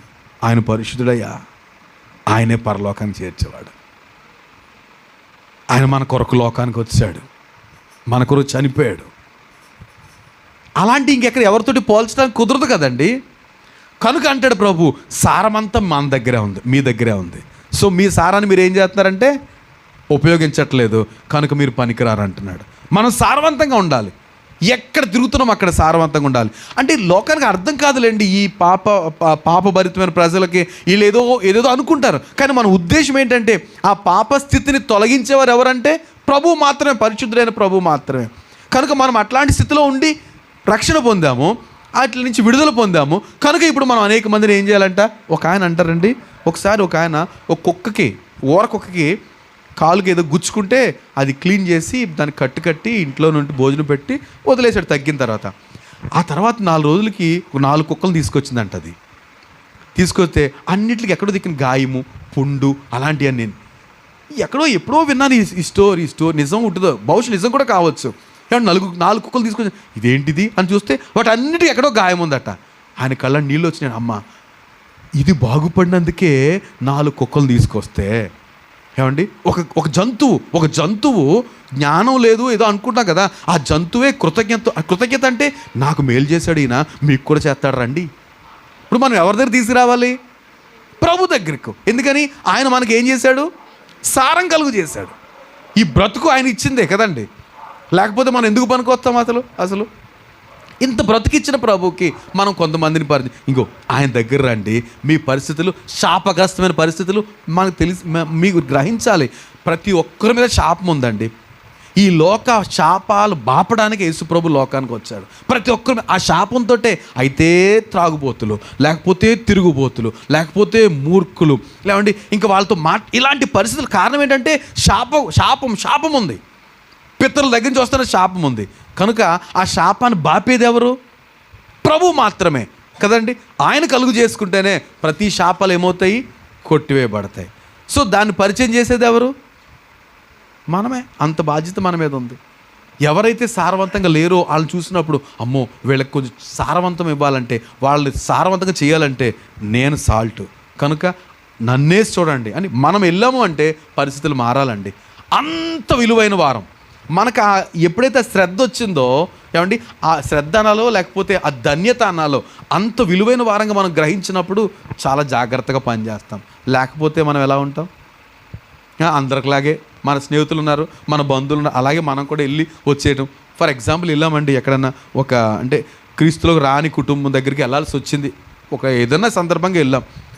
మన స్టెప్ లేకపోతే మన మన మన ప్రయాణం ఖచ్చితంగా డిఫరెంట్గానే ఉండాలి. మిగతా వాళ్ళకిలాగా వచ్చేసి వెళ్ళిపోవడం కాదు. వాళ్ళు చూస్తే ఏమో వాళ్ళు మనకి లోపల వేదన పుట్టాలి, అయ్యో ఏంటి పరిస్థితి, అయ్యో ఏంటి పరిస్థితి, అంతే తప్ప వాళ్ళకిలాగా చక్కగా సంతోషించి ఆనందించి వచ్చేయటం అది కాదు కదా. మన సారం అక్కడ ఉప్పు మనము, కానీ ఉప్పు ఎలా ఉంటుంది? ఆటోమేటిక్గా సారవంతం అయిపోతుంది. సో దయతో గమనించాలని కోరుతున్నాను నేను. సో లోకం ఇంకా ఇంకా ఇంకా చెప్పాల్సి వస్తే లోకానికే ఉప్పు అంటున్నాడు ప్రభు మనల్ని. ఎంతమందికంట? లోకానికి. ఆయన పేరేంటి? లోకరక్షకుడు. ఏమండి, ఆయన పేరు లోకరక్షకుడు. మనల్ని అంటాడు లోకానికి నువ్వు ఉప్పు అయి ఉన్నావు. లోకరక్షకుడు లోకానికి రక్షణ ఇచ్చాడండి. ఆయన చేసిన కార్యం చేసేసాడు. ఆయన ఇందాక కీర్తన ధ్యానం చేస్తూ యేసుప్రభు పని పూర్తి చేయకుండా మనకు పని పూర్తి చేయకుండా అప్పగించలేదు. Is completed. ఆయన అంటాడు, నీవు నాకు అప్పగించిన పని పూర్తి చేసి భూమి మీద నిన్ను మహిమ పరిచితిని. ప్రభు కంప్లీట్ చేసేసాడు. అందరి పట్ల కంప్లీట్. లోకం అంతటి కొరకు చనిపోయాడండి. లోకం అంతటి కొరకు ఆయన చనిపోయి తిరిగి లేచి ఆయన కార్యాన్ని పూర్తి చేశాడు. ఇప్పుడు ఏం చేయాలి? దాన్ని మనం నమ్మితే ధన్యులు. Ready, everything is ready. మనం ఏమి కష్టపడిపోక్కర్లేదు, మోకాళ్ళ మీద వెళ్ళక్కర్లేదు. ఏమండి, అక్కడ వరకు నడిచి వెళ్ళక్కర్లేదు. ఒక ఆయన తెలుసు నాకు, ఇక్కడ ఉండేవాడు. మోకాళ్ళ మీద ఏంటది ఏదో ఉంది కదా, ఒడ్డుగూడెం, మోకాళ్ళ మీద వెళ్తానండి వారానికి ఒకసారి అన్నాడు. మందేసి వచ్చాడు నా దగ్గరికి మాట్లాడటాను. ఏం ప్రయోజనం? అలాంటి బాధలను ఆయన పడిపోయాడండి. మనం వెళ్ళక్కర్లే, అంత కష్టపడక్కర్లేదు. ఆయన ఏదో అనుకోండి, ఇలా కష్టపడితే మోకాళ్ళు రప్చర్ అయిపోతే, ఏమంటే గాయాలు రక్తాలు కారిపోతే, రోడ్లు గీసేసుకుని దేవుడు అవన్నీ చేస్తాడు ఆయన. మనం ఏం చేయక్కర్లేదు. నమ్మి బాప్తిస్మముందు నరులకు రక్షణ మరి కల్గును, నమ్మనొల్లకపోయేడు వారలకు నరకంబు సిద్ధమనెను. ఏంటంటండి, నమ్మి బాప్తిస్మ పొందితే రక్షణ పొందుతాము, నమ్మకపోతే ఏంటంట నరకం రెడీ. కనుక నేను మళ్ళీ చదువుతాను. వినువారికి మేలు కలుగునట్లు, ఎఫెసీ పత్రిక, అవసరమును బట్టి క్షేమాభివృద్ధికరమైన అనుకూల వచనమే పలుకుడి కానీ. ఏమండి, ఈ మాట మనం అర్థం చేసుకోవాలండి చాలా జాగ్రత్తగా. ఎఫెసీ పత్రిక 4వ అధ్యాయంలో 29వ వచనం, వినువానికి మేలు కలుగునట్లు అవసరమును బట్టి క్షేమాభివృద్ధికరమైన అనుకూల వచనమే పలుకుడి కానీ దుర్భాష ఏదైనను మీ నోట రానియకుడి. దుర్భాష ఏదైనాను మీ నోట రానియకుడి. మీరు నోట దేవుని పరిశుద్ధాత్మను దుఃఖపరచకుడి, మీరు ఆయన యందు ముద్రింపబడి ఉన్నారు. ఏమండి, సో మనం ఎంత విలువైన వారము, చాలా మేలు కలగాలట. మనం మాట్లాడితే ఎవరితన్నా ఎక్కడన్నా మాట్లాడతాడు, కొంతమంది చూడండి కావాలని గట్టిగా మాట్లాడతారు కదండి. కొంతమందికి అసలు భయం ఉండదు, ఎవరు వింటున్నారన్న. అది ఎంత పనికి మాలిన విషయం చెప్తున్నా కానీ గట్టిగానే చెప్తాడు. మనం సిగ్గుపడాలి, ఊరు వీటి దగ్గర ఉంటే చిచ్చి అనిపిస్తుంది కదా. పోనీ గట్టిగా మాటలు మంచి మాటలు చెప్తున్నారు అనుకోండి, వెరీ గుడ్, ధైర్యంగా చెప్తా. మంచి మాటలు చెప్పేవాడేమో నెమ్మదిగా చెప్తాడు. ఈ డంబపు మాటలు చెప్పేవాళ్ళు చాలా గట్టిగా పనికి మాల మాటలు మాట్లాడుతూ ఉంటారు. కానీ వినువానికి ఏం చేయాలంటే మనం మాట్లాడుతున్నప్పుడు మేలు క్షేమాభివృద్ధి కలగాలి, మేలు కలగాలి, అప్పుడు మనం నోరు తెరవాలి. మేలు కలగదు అన్నప్పుడు ఏం చేయాలంట? నోరు మూసుకూరుకోవడం మంచిది. సో ఈరోజు నేను ముగించేస్తున్నా. ఏమండి, మీరు లోకానికి ఉప్పై ఉన్నారు, మనమంతా లోకానికి ఉప్పై ఉన్నాం. ఈ ఉప్పే కనుక నిస్సారం అయితే మరి దేనికి పనికిరాదు. ఉప్పు ఉప్పగా లేదనేసి ఇంకెందుకైనా ఉపయోగిస్తాం. పోనీ ఏమండి, ఉప్పు ఉప్పగా లేదని ఇంకెందుకైనా ఉపయోగిస్తామమ్మా? మొక్కలు కూడా వేస్ట్ కదా. ఉప్పగా లేకపోతే మొక్కలకి ఎందుకు వేస్ట్? దేనికి ఉపయోగించరు. కనుక ఇక బయట పడేసి మళ్ళీ పోనీ మొక్కలకి ఎక్కడ కదంట రోడ్డు మీద వేసేస్తారట, మనుషుల చేత త్రొక్కబట్టడానికే. అంటే దేవుడు ఎంత కష్టంగా మాట్లాడుతున్నమాట. మీరు లోకానికి ఉప్పై ఉన్నారు, మీరు కనుక సారం లేకపోతే ఏంటంట మిమ్మల్ని రోడ్డుకి ఎక్కిచ్చేస్తాను. మనతో మాట్లాడుతున్నమాట, లోకంతో కాదు. లోకానికి మనం సారం ఇవ్వాలి. మనం కనుక సారం ఇవ్వకపోతే దేవుడు మన రోడ్డు ఎక్కించాడు అనుకోండి, ప్రమాదమే కదా. కనుక జాగ్రత్త పడదాం. మనం చాలా విలువైన వారం దేవునికి. లోకానికి సారం ఇవ్వాలి. యేసుప్రభు మనకు సారం ఇచ్చాడు, మనము లోకానికి సారం ఇవ్వాలి. లేకపోతే మాత్రం మనుషుల చేత రొక్కబట్టడానికి బయట పారవేయబడద్దు కదా ఉప్పు. సో సామాన్యమైన విషయమే, కానీ అంత విలువైన వారము. పదే పదే జ్ఞాపకం చేసుకోండి పిల్లలు, మీరు కూడా. మనము సాల్ట్, ఎవరట? మనము ఉప్పు అయిన వారము. ప్రతిది ఉప్పు వేసిన ప్రతిసారి గుర్తు చేసుకోవాలి. స్వాతి కానీ ఎవరైనా అందరూ కూడా మనం ఈ ఉప్పుతో దేవుడు పోల్చాడు. స్త్రీలు మీరు ఇంకా మరింత విలువైన వారుగా. మనం అందరం వాడుతున్నాం, అందరం ఏదో టైంలో చేయి కాల్చుకుంటున్నాం వంటల్లో. ఆ ఉప్పు చూసిన ప్రతిసారి అమ్మో నేను అంత టేస్టీగా ఉండాలి, లోకానికి ఆశీర్వాద కారణంగా ఉండాలి, నా మూలంగానే సారం రావాలి. అక్కడ కిచెన్లో చాలా ఉంటాయి కదండి, ఏమంటారు, పోపులు పెట్టే, అంతే కదా, పోపులు పెట్టే బోల్డ్ ఉంటాయి. అన్నీ వేయొచ్చు, వేయకపోవచ్చు, కొంపలేమో అంటుకోవు. శనగపప్పు లేకపోతే ఇది తాలింపులో మునిగిపోవండి. వెల్లుల్లిపాయ లేకపోయినంత మాత్రం మునిగిపోవండి. సాల్ట్ లేకపోతే కుదరదు. అర్థమవుతుందండి? సో ఈరోజు ఏంటి ప్రభు చెప్తున్నాడంటే, మీరు అంత విలువైన వారు, మనం లోకానికి అంత విలువైన వారం. అది లేకపోతే చప్పనే చవిస్సారమైన బ్రతుకులే లోకానికి. కనుక మనమేదో బిజీతోటి ఏం జరుగుతుందంటేనండి, బిజీతోటి ఎంతోమంది లోకలు నశించిపోతున్నారండి. యవ్వనస్తులు కానీ వాళ్ళు కానీ. మనమేమన్నట్టు పట్టనట్టు మన పనిదో మనం చూసుకుంటున్నాం. ఇంకా నేను ఇంకా కొంచెం పచ్చిగా దేవుని సేవకుడు ఎంత సెల్ఫ్ కంట్రోల్ చేసుకోవాలో అనిపించేది నాకు. చాలా కోపం వచ్చేది ఒక్కోసారి కొంతమంది చూస్తే, కానీ ఏం చేస్తాం. కనుక చాలామంది బయట ఉండిపోతున్నారండి. మనం పొందాం రక్షణ, వారి విషయంలో ఎవరు కేర్ తీసుకుంటారు? మనం సారవంతంగా ఉంటే వాళ్ళు బయట ఉండరే. ఒక యవనస్తుడు, నాకు తెలిసిన ఒక యవనస్తుడు గురించి విన్నాను నేను. ఏమండి, తను ఇంకా సూసైడ్ చేసుకోవాలనుకున్నాడు. ఎవరు నమ్మదగిన వాళ్ళు కారు, నన్ను పట్టించుకుని ఎవరు లేరు, నాకు ఎంత నష్టం జరిగింది, ఒకటే సూసైడ్. అలాంటి వ్యక్తికి ఒక క్రైస్తవుడు పరిచయం అయ్యాడు. మరి అలా కాదురా బాబు, నీ కొరకు యేసుప్రభు చనిపోయాడు, నువ్వు చచ్చిపోవాల్సిన అవసరం లేదు, ఆయన పట్టించుకుంటాడు రా అని బలవంతంగా చర్చిలో కూర్చోబెట్టాడు. వాక్యం విన్నాడు. 2-3 వారాలు వచ్చాడు. అమ్మో, నా కొరకు ఎంత త్యాగం చేశాడా, నేను ఎందుకు చచ్చిపోవాలి అనుకున్నాడు. తన పాపస్థితిని ఒప్పుకుని బాప్తిస్మ రక్షణ పొందాడు.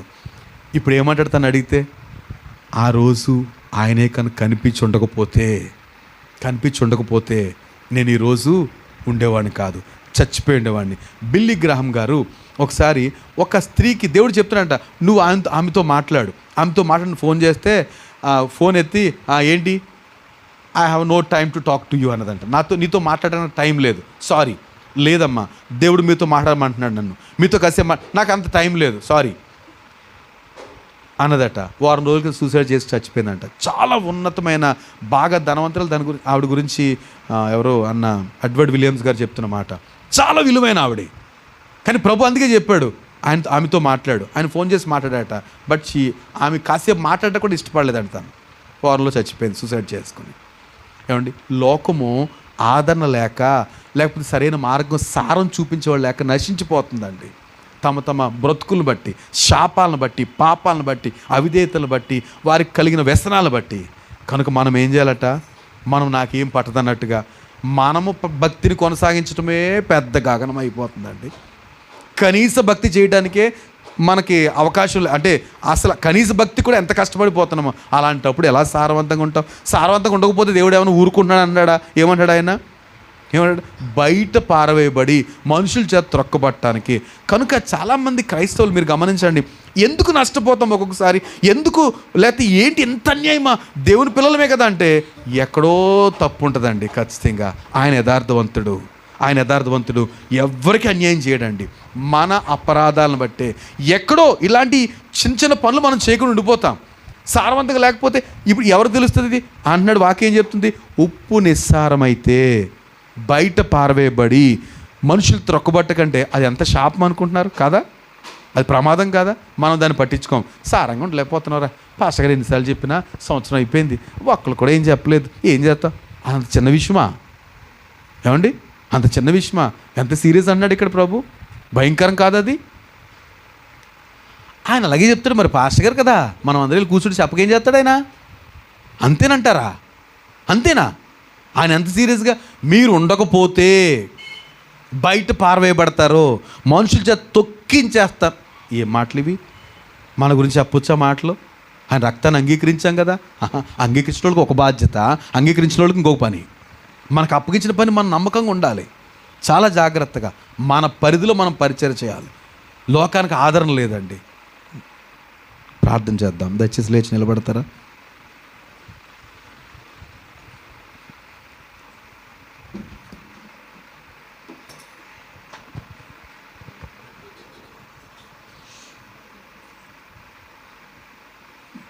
ఒక 2 నిమిషాలు మన నిజస్థితిని ప్రభు దగ్గర ఒప్పుకుందాం. మనము సారవంతంగా ఉన్నాం. ఆయన పరిశుద్ధ రక్తంలో మన పాపాలు కడిగి వేయబడి పరలోక రాజ్యానికి గ్యారంటీగా టికెట్ పొందేసినట్టుగా ఉన్నాం. మంచిదే, ఆ ధైర్యం మంచిదే. కానీ ప్రభు అంటాడు, you are the salt of the world. లోకానికి ఉప్పై ఉన్నారు మీరు. ఆ ఉప్పే కనుక నిస్సారం అయిపోతే ఏం చేస్తారు? ఉప్పు గురించి బాగా తెలిసిన వారము. చాలా సామాన్యమైన మాటలే ఇవి, కానీ ప్రభు ఆ ఉప్పుతో పోలుస్తున్నాడు మనల్ని. మన ఇంటి పక్క వారికి మనమే సారవంతంగా ఉండాలి. ఉప్పు లేకుండా ఒక రోజు గడవదు కదా. అలాంటప్పుడు అంత విలువైన దానిగా, విలువైన వారంగా ప్రభు మనల్ని ఎంచుతుంటే ఎంత సారవంతంగా, ఎంత విలువైన వారంగా మనం ఉంటున్నాం. నశించిపోతున్న ఆత్మల పట్ల వారికి ఏ చింత లేదు. వారు ఏం చేయాలో కూడా చేస్తున్నారు. తింటున్నారు, తాగుతున్నారు, తిరుగుతున్నారు. వారిని చూసినప్పుడు అయ్యో వీళ్ళు ఇంత నిస్సారంగా అయిపోతున్నారే, నా దగ్గర బోల్డ్ సారం ఉంది, నేను వాళ్ళకి ఇవ్వాలని అనిపించకపోతే ప్రమాదమేమో అని భయపడుతున్నాను నేను. దయచేసి ఈ మాటలు గొప్ప బాధ్యత కలిగి మనం ప్రవర్తించాలని ప్రభు కోరుతున్నారు కదా. రక్షణ పొందిన ప్రతి ఒక్కరూ ఎవరో ఒకరి కొరకు శ్రద్ధ పట్టించుకోవాలి, శ్రద్ధ చూపించాలి. మన ఇరుగు పొరుగు వారు, నాకున్న స్నేహితులు, నా బంధువులు, నా రక్త సంబంధులు, వారందరి పట్ల నాకు బాధ్యత లేదా? కుటుంబంలో మిగిలిన వారు ఏమైపోతారు? ఆయనలో ఉప్పు ఫస్ట్. ఆయన రక్షణ కార్యం సంపూర్తి చేశారు కదండి. లోక రక్షకుడు అని పిలువబడ్డాడు ఆయన. మనుషులందరి పాపాలు ఆయనే భరించారు. ఇప్పుడు మనం చూస్తున్న అనేక మంది తమ పాప స్థితిలో ఉన్న వారి పాపాలు కూడా భరించారు ప్రభు. కానీ వాళ్ళు ఒప్పుకోవాలి. ఎంత ఘోర పాపినైనా క్షమించడానికి సిద్ధమైన మనసు కలిగిన వాడని ఒక ఘోర పాపి ప్రభు దగ్గరికి వచ్చి రక్షణ పొంది చెప్తున్న స్టేట్మెంట్ అది. పాపులను రక్షించుటకు క్రీస్తు యేసు లోకమునకు వచ్చెను అనే మాట నమ్మదగింది, పూర్ణాంగీకారానికి యోగ్యమైన, అందరూ అంగీకరించాలట. మనం కొంతమంది చూసి సర్టిఫై చేసేస్తున్నాం, వీడు నాశనం అయిపోవాలండి, వీడు నాశనం, ఇంత దుర్మార్గుడు అండి, బ్రతకూడదండి. అలాంటి వాని కొరకు కూడా ప్రభు వచ్చాడు. వాళ్ళ పాపాలు కూడా క్షమించగలుగుతాడు. అది ముందు మనం నమ్మాలి. మనం పవిత్రులమని ప్రభు మనల్ని రక్షించలేదు. అది ఫర్ యువర్ కైండ్ ఇన్ఫర్మేషన్ మనం గమనించాలి. మంచోళ్ళమని ప్రభు మనల్ని రక్షించలేదండి. రక్షించిన తరువాత మనం మంచి చేయడం కొరకు నడిపిస్తున్నాడు మనల్ని. మనలో 1% మంచితనం ఉన్న కనుక రక్షించడానికి కూడా తప్పే. మనం ఇంకనూ పాపులమే ఉండగానే క్రీస్తు మన కొరకు చనిపోయారట. లోకమంతటి కొరకు చనిపోయారు. లోకానంతటికీ శుభవార్త అందించాలి మనం. అదే కదా క్రిస్మస్ అంటే. క్రీస్తు లేని వారికి, తమ బిజీలో ఉండిపోతున్న వారికి క్రీస్తును పరిచయం చేయడమే కదా క్రిస్మస్ అంటే.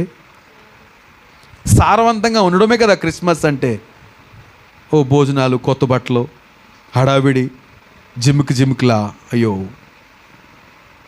ఎంతమంది నశించిపోతున్నారు క్రీస్తు లేక. వారు తమ పాపాల వల్ల పట్టబడుతున్నారు, పాప శాపాల వల్ల నశించిపోతున్నారు. క్రీస్తుని పరిచయం చేద్దాం.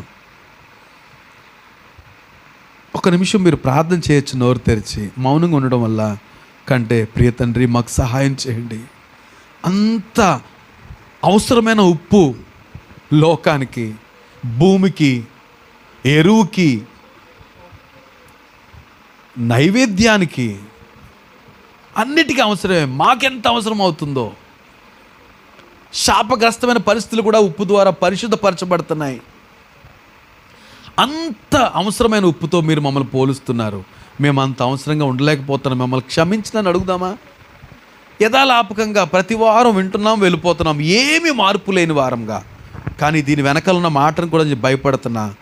ఉప్పే కనుక నిస్సారమైపోతే అది మరి దేనికి పనికొస్తుంది? బయట పారవేయబడి మనుషుల చేత త్రొక్కబట్టికే కదా. నోరు తెరుద్దాం ఒక్క నిమిషం, మరొక నిమిషం ప్రార్థన చేద్దాం దయచేసి. గొప్ప ప్రమాదమే ఉంది మనకి.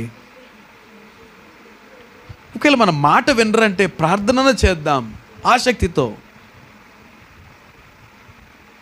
ఒక సహోదరుడు అంటున్నాడు, నేను అక్కడ అన్యుల దగ్గర పనిచేస్తాను, 32 మంది ఉన్నారు క్రీస్తుని ఎరగని వారు, వారి దగ్గర పనిచేస్తాను, కానీ ఏం చేయట్లేదు వారి గురించి. ప్రభువా వాళ్ళందరూ రక్షించు అంతే అని ఊరుకుంటున్నాను అంతే. కానీ ఎంత భారంతో వారి కొరకు వేడుకోవాలి. నేను ఎరగకుండా ఉన్నారయ్యా, ప్రభు దగ్గర గోజాడాలి కదా, నేను ఆ పని చేయలేకపోతున్నానన్నా అని అంటున్నారు ఆయన. ఇంత గొప్ప రక్షణ భాగ్యం మనకి ఇచ్చిన ప్రభువుకి మనము కృతజ్ఞతగా ఏమి ఇవ్వగలుగుతాం? ఇది అనేక మందికి పంచాలి కదా. ఇది మన స్వార్థం కాదు, అది వారికి మేలు. వాళ్ళు అర్థం చేసుకోలేకే తప్పుగా మనల్ని అనుకుంటున్నారు. కానీ వారి పాపస్థితులు బయటకు వచ్చిన తర్వాత స్థితి నుంచి బయటకు వచ్చి ఎంత కృతజ్ఞతతో ప్రభుని స్తుతిస్తారు ఊహించడం. ఒకప్పుడు మనం అలాంటి వారమే. మన పాపాల్లోనూ లేకపోతే మన బలహీనతలు ఉండిపోయినప్పుడు ఎవరో పరిచయం చేశారు, ప్రభు దగ్గరికి వచ్చి ఎంత గొప్ప భాగ్యం ఇచ్చారు ప్రభు, ఎంత ఆలస్యం చేసేసాను అని బాధపడిన వారం కామా?